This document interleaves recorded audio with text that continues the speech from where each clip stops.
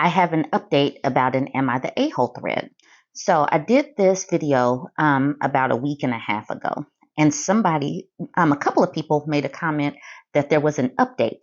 So on this one, where this woman wanted to know if she was the a-hole for agreeing to 50-50 within her means, obviously the answer was no, because he wasn't being forthcoming.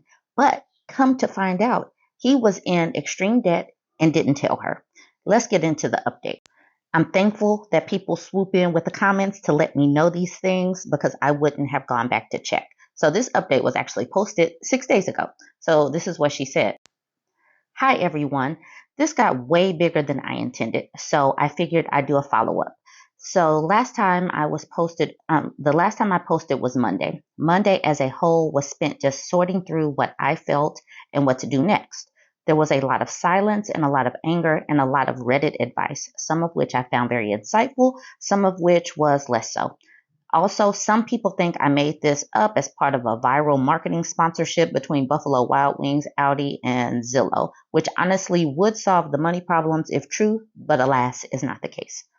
On Tuesday, after I got home from work, I sort of just walked up to him on the elliptical and explained as calmly as I could that I had questions, and if he actually wanted to marry me, he needed to be willing to answer them. I asked if he thought I was a gold digger, yes or no. He said yes.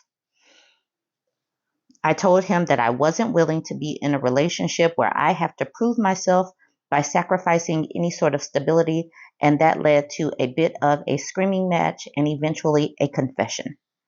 So it turns out we cannot afford anything we have right now.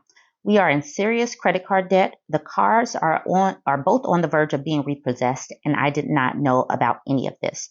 He's been cutting corners on actual necessities, including psychiatric medicine. That, in combination with some comments from his family, led him to some pretty dark places. My fiance had a full breakdown and apologized for calling me a gold digger, which was nice to hear, but this whole thing had me pretty much shaken up. I went to stay with a friend for a little bit. Yesterday, my fiance and I did, in fact, go out to Buffalo Wild Wings and get the 2-for-1 boneless. We talked a lot. I'm still writing fiance for now, and I really hope we can work through all of this. We talked about how to sell the cars. We don't particularly have a choice at this point, and about my income, his income, and the sort of life we want to have. If we do stay together, we'll be changing how we live a lot. We need to get out of debt. We need to get on our feet. I know some people are going to say I'm being dumb for not immediately dropping all contact and giving up on the relationship, but I can't do that. I can't look at the guy I love who went off his meds to try to make a good life for me and think he's not worth sticking around at least for a try. I don't know what the future looks like at all anymore, though, and the wedding is very postponed at the moment. Sorry, this wasn't a more fun update. So, we have been having these conversations, and this is what I want women to take from this, is that we have got to be more involved in knowing and understanding how we are getting enmeshed with people's finances and the paperwork, because she had no idea. That's the reason why she was blindsided. And we have got to have partners that communicate. And I know it's like pulling teeth to get these people to communicate with us. However, if you meet with that wall of silence, then that is not going to bode well for you long term. Now, for the ladies that are in their 20s, these are some red flags and some things that you need to know right now.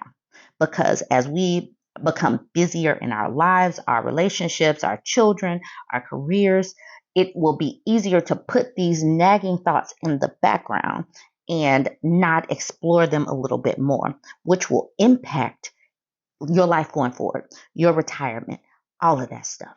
So it's best to get with this communication, get with clarity, and not accept the people that are not being forthcoming with you.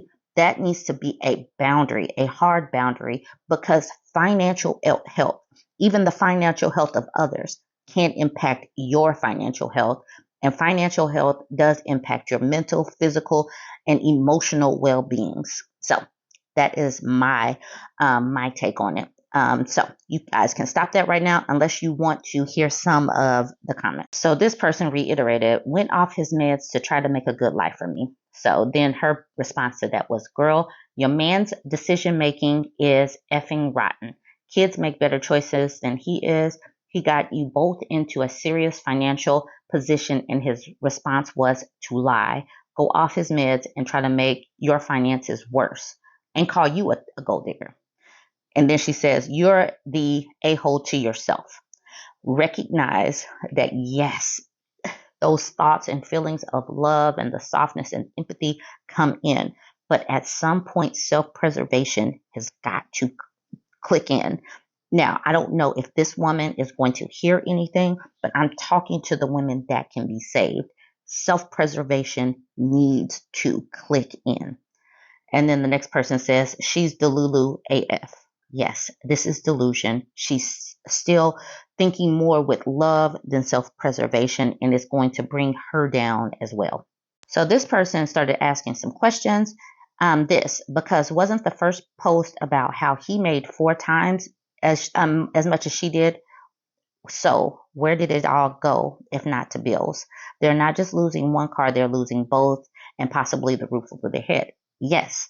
So his decision-making skills at this particular juncture, if they are this bad right now, imagine bringing children into this situation and how bad off her life and their future children, if they choose to have some, will be. This is egregious and a definite no. The next person says, my bet would be gambling, or maybe that 4 times is his own business that was doing well when the first arranged the 80-20, but now going under. Rather than being honest and reducing luxuries, he put everything on credit cards.